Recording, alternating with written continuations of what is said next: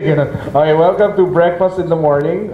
It's organized by the Internet and Mobile Marketing Association of the Philippines, IMMAP, with media partners, Adobo Magazine, Business World Online, CloudWalk Digital, Information Capital Technology, Ventures Incorporated, Interaction TV5, and LiberatingJepoy.com. I'm Carlo Ople from Digit DM9. I'm your host, I guess, because I'm the one here. So I guess I'm your host. Okay. So again, we'd like to welcome everybody. We'll be starting the program now. To kick things off, we'd like to call on IMMAP President Miguel Ramos to give us some opening remarks. Palakpak naman dyan. Papagising din.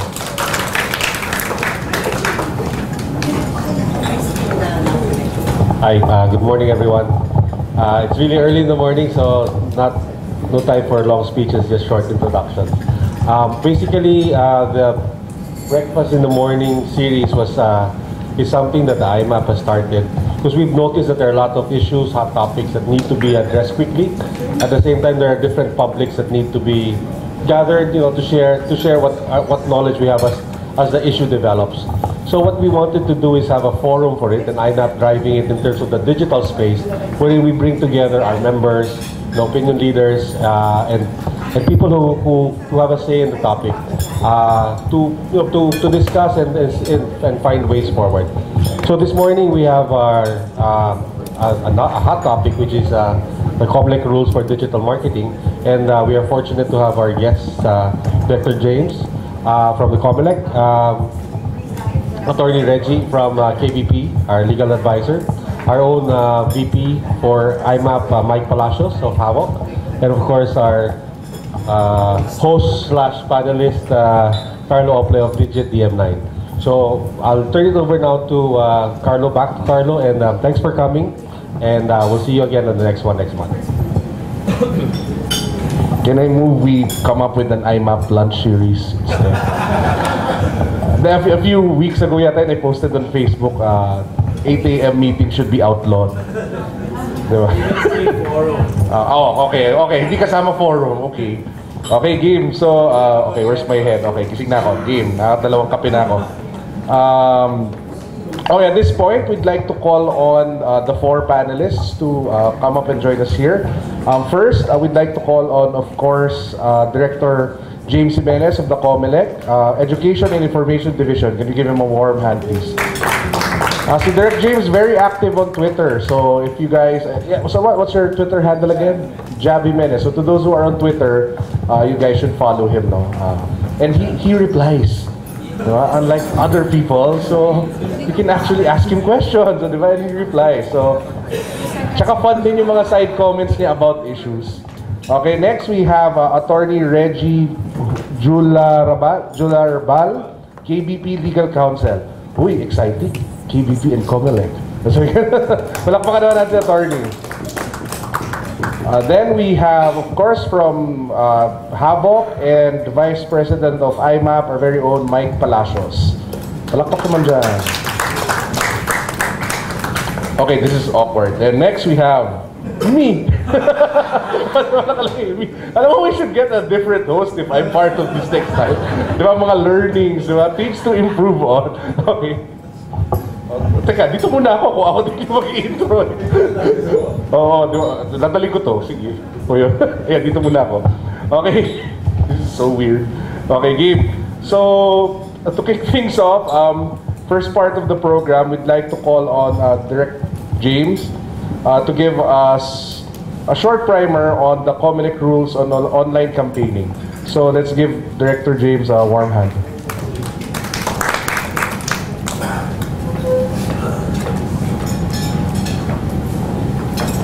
Good morning. Good morning.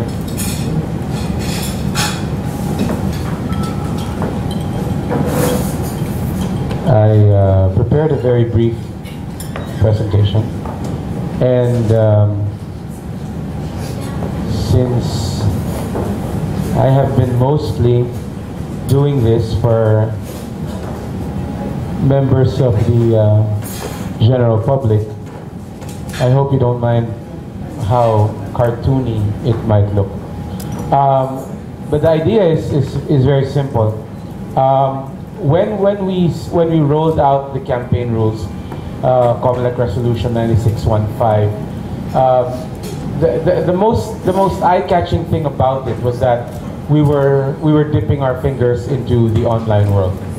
So basically, a lot of people got that idea and started thinking that we were actually going to extensively regulate the use of the internet as a campaigning vehicle.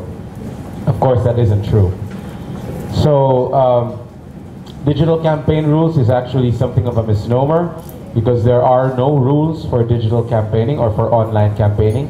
What we do have are rules for how much the candidate can spend and how they will report it, even though they are spending it online.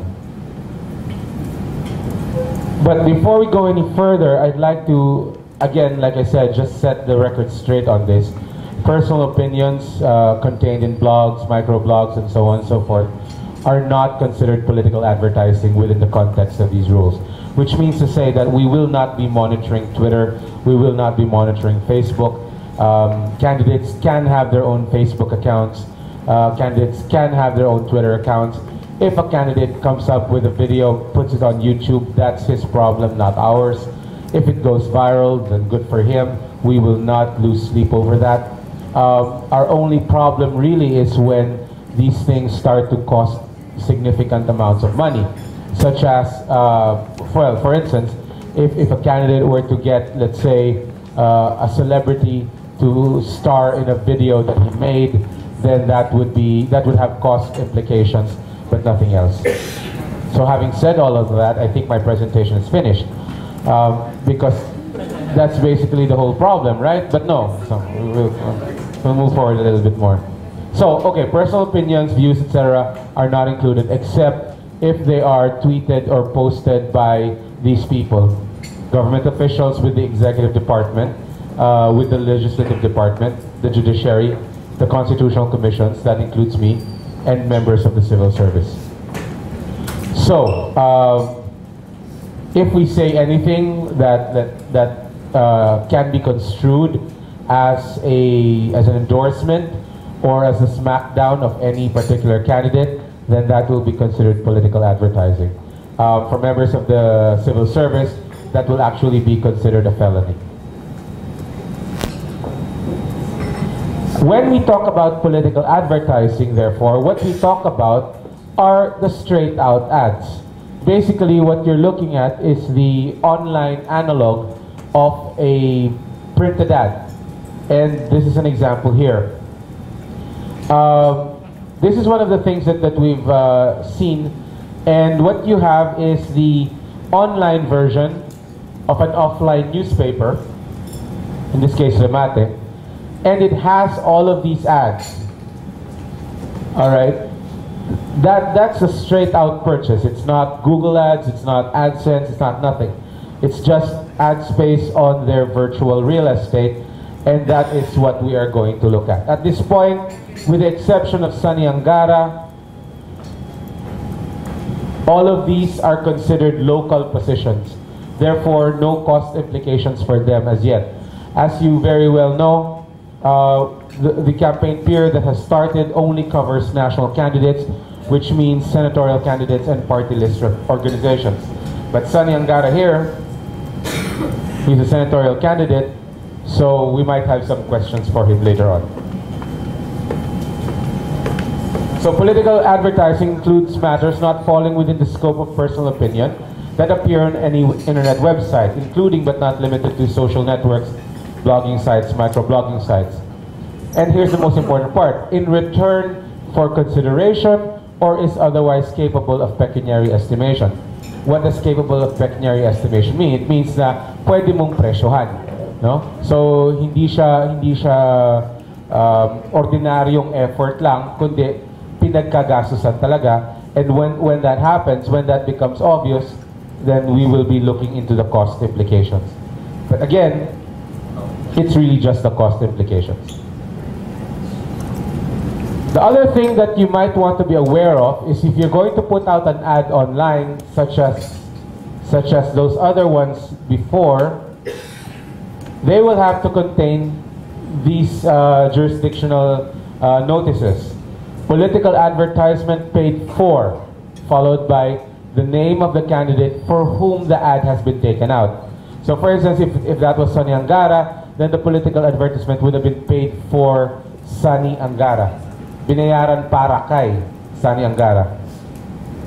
Then it should also include the claim that the political advertisement was paid by, which means the person who paid for the actual ad, which is what the confusion is all about. Because when you say paid for the ad, normally what you think of is the person who footed the bill, right? But these jurisdictional notices are kind of vague that way. But just to be very clear, political advertisement paid for refers to the person who is benefited by the ad, whereas political advertisement paid by is the person who picked up the tab.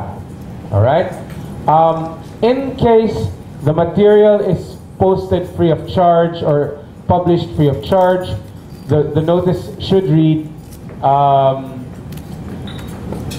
published free of charge for newspapers and magazines. It should say airtime provided free of charge in the case of TV and radio, and in the case of the internet, posted free of charge. Okay, so a little bit of OCD there with the first word, but the idea is the same. It's free of charge, and it has to be declared free of charge. Why? Because if it is declared free of charge, then it is a donation.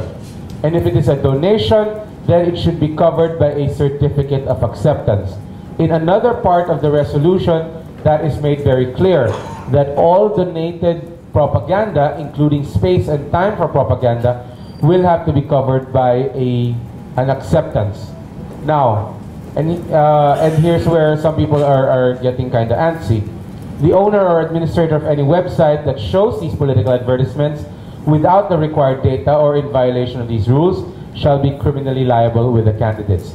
Meaning to say, if you allow the airing of these ads without these jurisdictional notices, then you might have a spot of trouble. Now, one of the very first comments that came out online when we released the rules was from Carlo himself. He was saying that if you had to put all of these jurisdictional notices on a Facebook ad, then you'd be left with practically no space for anything else. And we all agree with that, right? Yeah, because those ads are small. Well, the answer really, and not to sound flippant or anything, that's not our problem. Okay? That's the candidate's problem. The law imposes a responsibility on the candidate to post these jurisdictional notices, and if he cannot get the advertiser to accommodate that, then he has no business giving business to that advertiser. All right? It is rather irrelevant to the purposes of the law for candidates to say, but you know what, that's the cheapest and you know, that's the most effective, that's the most efficient way of advertising. Again, for the purposes of the law, that is a little bit irrelevant. What matters is that these jurisdictional notices are posted because they are, well, these things, what they do is they fix accountability. And without these notices, we don't know who's going to be accountable for what. So that's why the law insists that these notices be posted along with the ad. Another thing that a lot of people have raised eyebrows about is the requirement that online advertisement should be published no more than 3 times per week. This is the same rule that you find for print ads. For print ads, what the rule says is that a print ad cannot exceed the size of 1/4 of a broadsheet and 1/2 of full page, sorry, of a tabloid and half page of a broadsheet. But apart from the size limitation, it is also limited as to the number of times it can be published in a week. This requirement was transposed to cover online advertising as well. Now, how is this 3 times a week counted? We know that ads sometimes don't really stay up all day in any given day. In other words, hindi babad yung ad, hindi katulad ng dyaryo. The newspaper comes out in the morning, it's the same ad all day, unless they figured out how to do it like Harry Potter does. But since we haven't, it stays there. Online, we know that some ads, they cycle through a number of ads, obviously because I guess no one wants to buy the whole ad space for the whole 24 hours. Again, for purposes of the law, in order to count the 3 times per week, what we're looking at is no matter how many times an ad appears within a 24-hour period, that is 1 instance of publication. Which means that if you cycle through the ad 20, 50 times in a day, as long as it's within the same 24-hour period, that is still 1 instance of publication. And you can only show that 3 times a week. Again, there is a responsibility for all websites and administrators to submit to the COMELEC certified true copies of its performance log. Now the language comes from TV, of course, performance logs, broadcast contracts, comes from radio. Doesn't come from the internet. And so for the internet, what we said was other analogous record. So whatever record a website owner or administrator might have to keep track of his compliance with his contracts, then we will require them to submit that to us. Here in NCR, you have to submit it to the election officer, who will in turn submit it to the Education and Information Department, which I head. And the purpose of this submission, of course, is to allow us to keep track of the number of ads being put out by some candidates. Now, it is at this point that I was supposed to put in a graphic of Jambi Madrigal's ad. I know that you've heard about it, but I don't want to be accused of putting more attention on that particular ad than I have to. Jambi Madrigal's Facebook ad, I mean. Not that I'm, you know, pushing attention towards it, but Jambi Madrigal's Facebook ad. where she gives out an iPad in exchange for filling up a sentence. The sentence actually is, just between us girls, the sentence is actually, corruption is bad because. Alright, so you fill it up. One of the better entries that I saw, it's actually very entertaining, the entries are very entertaining. One of the best entries that I saw was, corruption is bad because I hate it. Wow, that's great. So I hate Ampalaya, so I guess Ampalaya is bad too, right? But this person might win an iPad, so yay us. Now the question with that ad is it violative of the rules? You have to understand, this is not mentioned in COMELEC Resolution 9615. However, it might fall under the rules of BP 881, which is the Omnibus Election Code. I mention this because a lot of people might be of the notion that if it's not in Resolution 9615, and therefore not in Republic Act 9006, which is the Fair Elections Act, then you can get off scot-free. This is not true.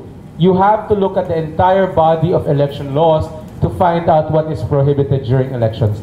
Republic Act 9006 and consequently COMELEC Resolution 9615 only deals with election propaganda.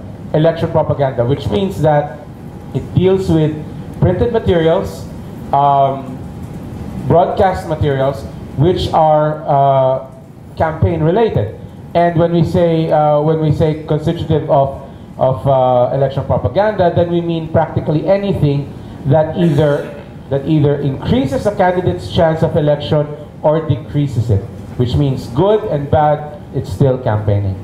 All right, so again, online advertisement, like the examples that I showed you earlier, can only be shown 3 times a week within a website during the campaign period. So, for everyone who always says that this is too much work, can't do it, well, what we say is let's think about it for a while, okay? A lot of people have come out with that opinion that this is too big for the COMELEC to take on, thinking that we were going to go after social networks. We're not going to go after social networks. We do monitor social networks because that's where a lot of the other violations are happening, such as inducements or enticements, like giving iPads, okay, to people who don't like corruption. That's Jambi, but did I say it's Jambi? Yeah. I might have missed that. Anyway, so that's the thing. We do monitor them, but not for that regulation idea. It's mostly because a lot of them are tending to spend money online where it is not really within easy reach of campaign finance monitoring.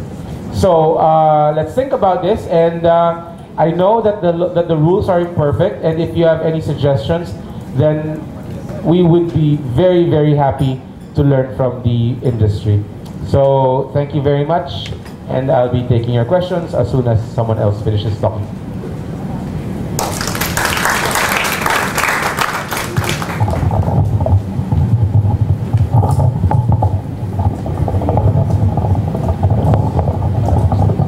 Okay, at this point we'll have 2-minute reactions from the panelists. Ooh, that's neat. So, just so it's not awkward, we'll start with Mike Palacios from IMMAP to give a quick reaction to what Director Jimenez said. Then after that, after the reactions from all the panelists, we'll open the floor to questions. Mike?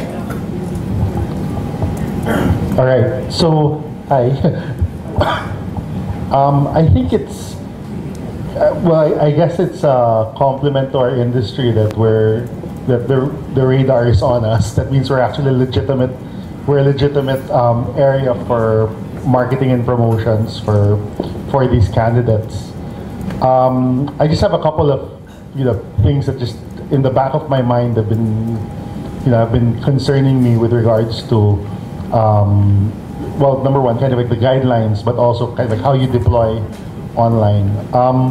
One of the things is that I think a lot of the rules deal with a commercial model that is typically you have a publisher and you have an advertiser, and maybe there's an ad agency in between who's facilitating that, and that's pretty much it. But what happens is, with, for example, an ad network, for instance, it becomes a little bit more indiscriminate. For example, a candidate's ad may show up on my website, but I, didn't really have anything to do with that. So, that, I don't have control over whether a candidate will show up or not. So, can I be protected from that? And James, we're gonna hit you up on that question in a little bit. The second one is attribution. How do I, for example, if candidate A wanted candidate B to kind of get in trouble, candidate A could run a credit card, for instance, drop some Facebook ads on candidate B, which don't have, run some Facebook ads of candidate B that don't have proper attribution or raffle off an iPad on his behalf, and get that person into trouble. It's not a closed, it's the online ad industry is not necessarily a closed circuit. Na everything is entirely attributable. There will, in fact, I think the leaks are probably bigger than the actual attributable marketing spend. So those are just the concerns that kind of like, as we evolve here, and clearly the weapon of choice for many of these advertisers are gonna be Google Ad Network, are gonna be these platforms. So we have to figure out how to deal with them. All right, that's it. Okay, next we have attorney. If you can give a quick reaction. Morning. First of all, as a KBP representative, we have a position, our basic position on the rules and regulations is that it's our position that the desire of COMELEC to come up with clean, honest, and fair elections is something that the KBP stands with. However, we believe that the curtailment of constitutional rights should not be included, or should, in the pursuit of clean elections, constitutional rights should not be curtailed. Having said that, insofar as digital marketing is concerned, the basic rule that I see here is that if it is not prohibited, it is allowed. Now, digital marketing, or the use of the internet for campaign propaganda, was not in the contemplation of the legislature in 2001 when we were working on Republic Act 9006. The campaign propaganda at that time was limited to broadcast, the mainstream, broadcast, print, billboards. Digital media was there, but it was not yet viewed as a mainstream media. The landscape is different now. And the fact that COMELEC has now paid attention to it is a recognition that there are other media that will come about, and maybe so properly also regulated, because digital media is akin to either print or broadcast or billboard, as the case may be. If you will notice in the rules are an adaptation of print media. As Director Jimenez earlier said, the rules are similar to that of print media, for space and frequency is limited. However, there are certain aspects of the internet that have not been taken into consideration. For example, there is netcasting, akin to broadcast in the internet, which is not prohibited, or there is no rules regarding that. For example, if a candidate has a Facebook page where he promotes himself, it is not by itself a prohibited campaign propaganda, because it is, how we call it, it's something that you would want to access, or you would intentionally access if you want to view. So the fact that candidate A maintains a Facebook is not considered election propaganda. However, take note that in the rules, there is nothing that covers links. If I make a deal whereby I bid out or the phrase senatorial candidates Philippines, and if you click it, it goes to a website, that's not covered. It is not a space, it is not a time, it is a word that you can click on and leads to a website. So, and this is not surprising, because again, the medium is new in the sense that it is newly taken cognizance of, and as Director Jimenez said, it is imperfect, but like I said, the rule here is if it is not prohibited either in the Omnibus Election Code, in RA 9006, or in the rules and regulations, then it is something that is allowed. So if you are creative about it, there are avenues which have not been strictly prohibited by the rules and regulations. Okay, for me naman, first I think I'd like to, well, most of us here in the IMMAP would like to commend to COMELEC for taking the first step in trying to see what can be done and can't be done online. In terms of the growth of the internet in the Philippines, it's been astronomical in the last 5 years. There have been studies that saying that 40 to 50% of Filipino internet users met the internet in the last 5 years. So tama si Atty. nang sinabi niya na talagang bagong animal to, di ba? And what's critical is dadami pa yan. With the rise of cheap mobile smartphones, we've seen it in December na talagang nagkalat ang mga MyPhone, Cherry Mobile, Star Mobile, Cloud Phone, etc. na 3,000, 4,000. Dadami pa ang mga Pilipino makakagamit ng internet.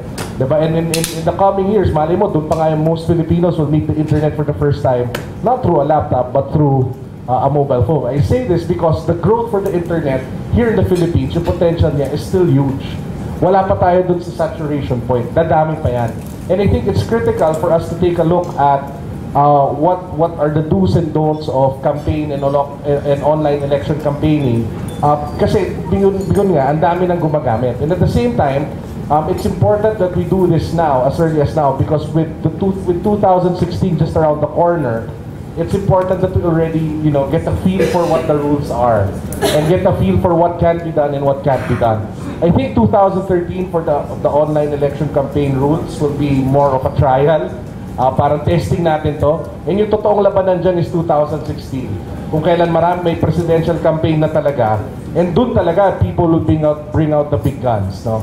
And when I say big guns, talaga they'll spend as much as they can the political parties, and they'll definitely be looking at online because we don't know how big the growth will be for internet usage in the Philippines from now until 2016. Yes, there are forecasts, but I think the forecasts don't take into consideration the growth of the cheap mobile phones that are really kumakalat dito sa Pilipinas, no? With that.